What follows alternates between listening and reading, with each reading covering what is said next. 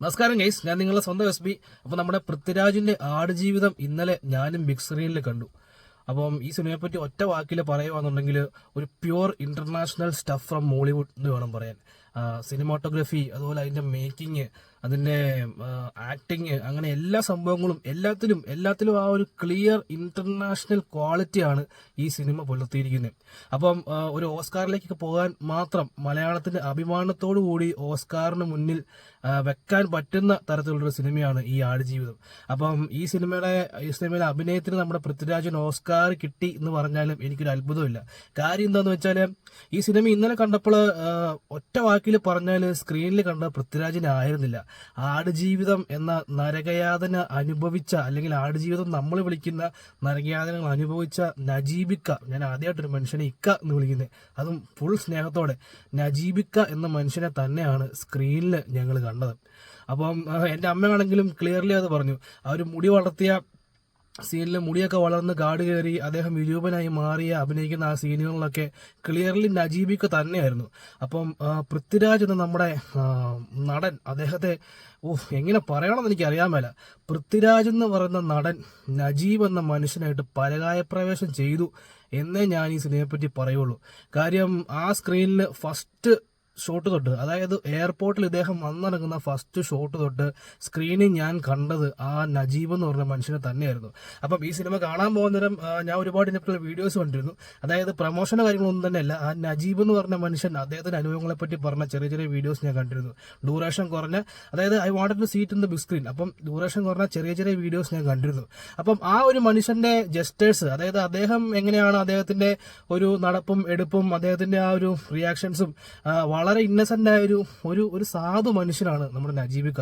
അപ്പം പൃഥ്വിരാജ് എന്ന മനുഷ്യൻ ആ ഒരു എല്ലാ രീതിയിലും ജസ്റ്റേഴ്സ് ആയിക്കോട്ടെ, അദ്ദേഹത്തിന്റെ കംപ്ലീറ്റ്ലി ഒരു പരകായ പ്രവേശം എന്നൊക്കെ വേണമെങ്കിൽ പറയാവുന്ന പോലെയായിരുന്നു നജീബിക്ക എന്ന മനുഷ്യനെ അവതരിപ്പിച്ചത്.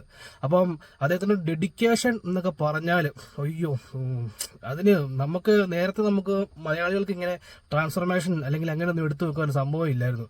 പക്ഷെ ഇതിപ്പം എന്നാ പറയുന്നത്, ലോകത്തിലെ തന്നെ മികച്ച ട്രാൻസ്ഫർമേഷൻസിലൊന്ന് നമ്മുടെ സ്വന്തം പൃഥ്വിരാജ് നമ്മൾക്ക് കൊണ്ട് ചെയ്തിരിക്കുകയാണ്.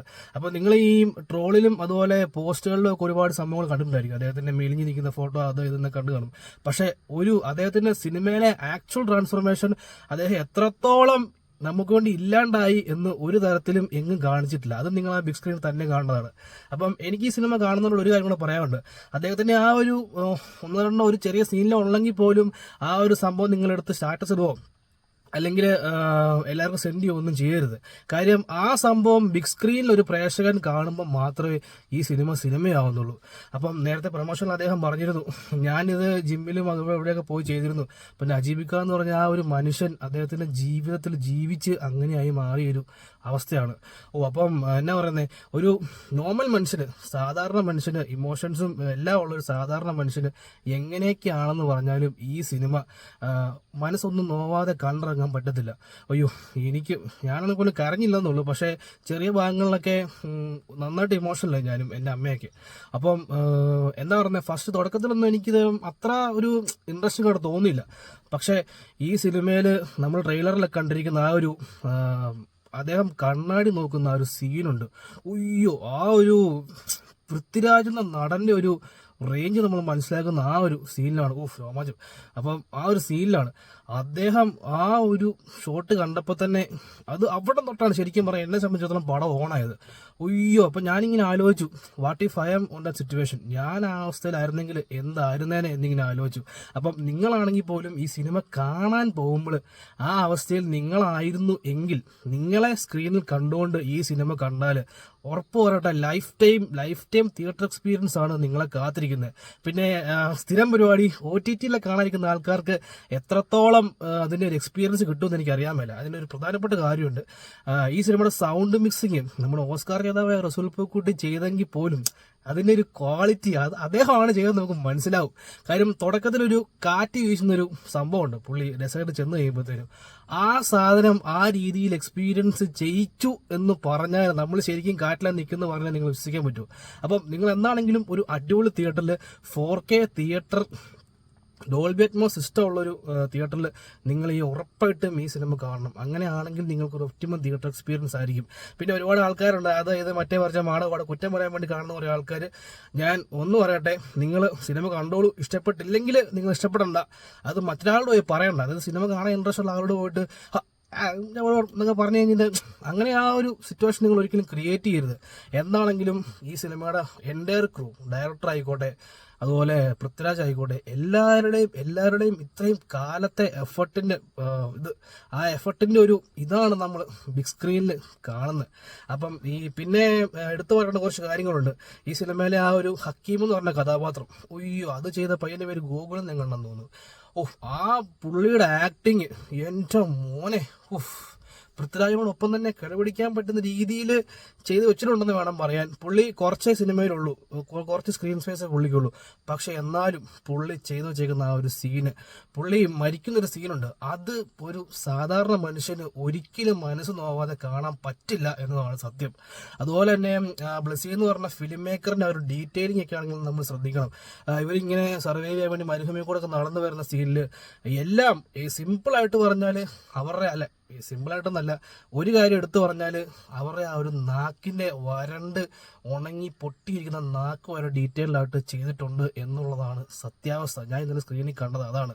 അതുപോലെ തന്നെ എല്ലാ ആക്ടേഴ്സും അറബിയായിട്ട് അഭിനയിച്ചവരൊക്കെ അവരോട് നമുക്ക് വെറുപ്പ് തോന്നി ആസ് ആൻ ആക്ടർ. അത് അവരുടെ വിജയമാണ്. അവരെങ്ങനെയായിരിക്കും എനിക്കറിയാൻ പറ്റില്ല. അതുപോലെ തന്നെ നമ്മുടെ ആ ഒരു ആഫ്രിക്കക്കാരോട് അഭിനയിച്ച പുള്ളി പേരെനിക്കറിയാൻ പറ്റില്ല, ഞാൻ മറന്നുപോയി. അപ്പം പുള്ളിയുടെയൊക്കെ പെർഫോമൻസ് ആണെങ്കിൽ പോലും നമുക്ക് വളരെയധികം എന്താ പറയുക, ടോട്ടലി എക്സ്പീരിയൻസ് ചെയ്യാൻ പറ്റുന്ന ഒരു അവസ്ഥയാണ്. അപ്പം ലാസ്റ്റ് പുള്ളി റോഡിലേക്ക് എത്തുന്ന ഒരു അവസ്ഥയിൽ ഒരു കുപ്പ് ഇരണ്ട് വരുന്നൊരു സീനുണ്ട്. അത് കാണുമ്പം ഒരു പ്രേക്ഷകൻ എന്ന നിലയ്ക്ക്, സാധാരണ പ്രേക്ഷകൻ എന്ന നിലയ്ക്ക് നിങ്ങൾക്ക് കിട്ടാൻ പോകുന്ന ഒരു സാറ്റിസ്ഫാക്ഷൻ എന്ന് പറഞ്ഞ സാധനമാണ് ഈ സിനിമയുടെ മേക്കിങ്ങിന്റെ ക്വാളിറ്റി എന്ന് പറയാനുള്ളത്. അപ്പം നിങ്ങളെ സ്ക്രീനിൽ കണ്ടുകൊണ്ട് നിങ്ങളാണെന്ന് കരുതി കണ്ടു കഴിഞ്ഞാൽ ഒരു സർവൈവൽ ത്രില്ലർ എക്സ്പീരിയൻസിൻ്റെ ഏറ്റവും മോസ്റ്റ് ഇതിനു മുകളിൽ ഒരു സംഭവം നിങ്ങൾക്ക് കിട്ടാനില്ല. അത് എന്നെ കഥ എന്ന സ്ക്രിപ്റ്റാന്ന് പറഞ്ഞാലും ഇതിന് മുകളിൽ കിട്ടാനില്ല. അപ്പം നമ്മൾ ജീവിക്കാത്ത ജീവിതങ്ങളൊക്കെ നമുക്ക് കെട്ടുകഥയായിരിക്കും എന്ന് ആടുജീവിതം എന്ന പുസ്തകത്തിൽ പറഞ്ഞ പോലെ, ഞാൻ വായിച്ചിട്ടില്ല, അത് സ്ക്രീനിൽ കണ്ടതാണ്. അപ്പം ആ പുസ്തകത്തിൽ പറയുന്നുണ്ടെങ്കിൽ അത് തന്നെയാണ് ഈ സിനിമ എന്ന് പറയുന്നത്. അപ്പം ഒരുപാട് പറഞ്ഞ് നിങ്ങളെ ഞാൻ വെറുപ്പിക്കുന്നില്ല. നിങ്ങൾ ഉറപ്പായിട്ടും ആടുജീവിതം എന്ന് പറഞ്ഞ സിനിമ തിയേറ്ററിൽ തന്നെ കാണണം. നിങ്ങളങ്ങനെ കാണുന്നുണ്ടെങ്കിൽ 16 വർഷത്തെ കഷ്ടപ്പാടിന് ആ ക്രൂവിന്, ആ ടീമിന് നമ്മൾ കൊടുക്കുന്ന ഒരു ആദരവായിട്ടേ അതിനെ കാണാൻ പറ്റത്തുള്ളൂ. അപ്പം ഓരോ മലയാളിയും കണ്ടിരിക്കേണ്ട ഒരു മസ്റ്റ് വാച്ച് തിയേറ്റർ എക്സ്പീരിയൻസ് ആണ്, അല്ലെങ്കിൽ തിയേറ്ററിൽ എക്സ്പീരിയൻസ് ഉള്ള സിനിമയാണ് ആടുജീവിതം. അപ്പം ഇനിയും പറയുകയാണെങ്കിൽ ഒരുപാട് സംസാരിക്കുന്നുണ്ട് സിനിമയെ പറ്റി. ഡീറ്റെയിൽ ആയിട്ടൊക്കെ പോയി കഴിഞ്ഞാൽ ഒത്തിരി എത്ര പറഞ്ഞാലും തീരാത്ത രീതിയിലാണ്. എങ്ങനെ തുടങ്ങിക്കഴിഞ്ഞാൽ ഒരു 2-3 മണിക്കൂർ സംസാരിച്ചാൽ പോലും, സിനിമ 3 മണിക്കൂറുണ്ട്, അതിൽ കൂടുതൽ സംസാരിച്ചാൽ പോലും തീരാൻ പറ്റാത്തത്ര കാര്യങ്ങൾ ഈ സിനിമയിൽ നമുക്ക് വേണ്ടി അതിന് ടീം ഒരുക്കി വെച്ചിട്ടുണ്ട്. അപ്പോൾ നിങ്ങൾ എന്താണെങ്കിലും ഈ സിനിമ തിയേറ്ററിൽ തന്നെ കാണുക, കണ്ട ഒരു കഥ പറയാതിരിക്കുക. അപ്പം അതുപോലെ അതിനകത്തെ സ്ക്രീനുകൾ സംഭവങ്ങളൊക്കെ വാട്സാപ്പിൽ സ്റ്റാറ്റസ് ഇട്ട് അത് സ്പോയിൽ ചെയ്യാതിരിക്കുക. ഒരുപാട് ആൾക്കാർക്ക്, ഇപ്പം ഞാനാണെങ്കിൽ പോലും ചെറിയൊരു ഫോട്ടോ, പുള്ളിയുടെ ഒരു ഫോട്ടോ മാത്രമേ ഇട്ടുള്ളൂ, അതും ട്രാൻസ്ഫർമേഷൻ്റെ ഒന്നുമല്ല, അത് കാണുന്നവർ കണ്ടോട്ടെ നോർത്തിലിട്ടതാണ്. അപ്പം നിങ്ങളാണെങ്കിലും മറ്റുള്ളവരോട് പറഞ്ഞ് അല്ലെങ്കിൽ വീഡിയോസൊക്കെ എടുത്ത് സ്റ്റാറ്റസ് ഒക്കെ ഇട്ട് വെറുപ്പിക്കാതെ, സ്പോയിൽ ചെയ്യാതിരിക്കുക. മാക്സിമം സപ്പോർട്ട് ചെയ്യുക അവരെ. നമുക്ക് മലയാളികൾക്ക് മലയാള നാടിലേക്ക് അല്ലെങ്കിൽ മോളിവുഡിലേക്ക് ഓസ്കാർ കൊണ്ടുവരാൻ തക്ക രീതിയിൽ ഉണ്ടാക്കപ്പെട്ടൊരു സിനിമയാണ്, അല്ലെങ്കിൽ അതിന് മാത്രം കേപ്പബിലിറ്റിയുള്ള സിനിമയാണ് ആടുജീവിതം. അപ്പം അതിനെ ആ രീതിയിലേക്ക് എത്തിക്കേണ്ട നമ്മുടെ ഓരോരുത്തരുടെയും കടമയും ഇതൊക്കെയായിട്ട് എനിക്ക് തോന്നുവാണ്. എനിക്കറിയാൻ പറ്റില്ല, മേ ബി ഞാൻ ആ സിനിമ കണ്ടതിൻ്റെ ഹാങ് ഓവറിലാണ് ഇങ്ങനെ സംസാരിക്കുന്നത്. നാളെ ചിന്തിച്ച് കഴിഞ്ഞാൽ എന്തായിരിക്കും എന്നും എനിക്ക് അറിയാൻ പാടില്ല. പക്ഷെ right now I am feeling this is what I feel. അപ്പം നിങ്ങൾ എന്താണെങ്കിലും ഈ സിനിമ തിയേറ്ററിൽ കാണുക, നിങ്ങൾ അവരെ സപ്പോർട്ട് ചെയ്യുക. നിങ്ങളുടെ വിലയേറെ അഭിപ്രായങ്ങൾ നിങ്ങളെല്ലാവരോടും നല്ല രീതിയിൽ പറയുക. അങ്ങനെ നിങ്ങളുടെ അഭിപ്രായങ്ങൾ നിങ്ങൾ കമൻറ്റ് ചെയ്യുക. അപ്പം നിങ്ങൾക്ക് വീഡിയോ ഇഷ്ടപ്പെട്ടെങ്കിൽ നിങ്ങൾ ചാനൽ ആദ്യമായിട്ട് കാണുന്നുണ്ടെങ്കിൽ സബ്സ്ക്രൈബ് ചെയ്യുക, ലൈക്ക് ചെയ്യുക, ഷെയർ ചെയ്യുക, ബെൽ ബട്ടൺ അമർത്തുക, അങ്ങനെ സപ്പോർട്ട് ചെയ്യുക.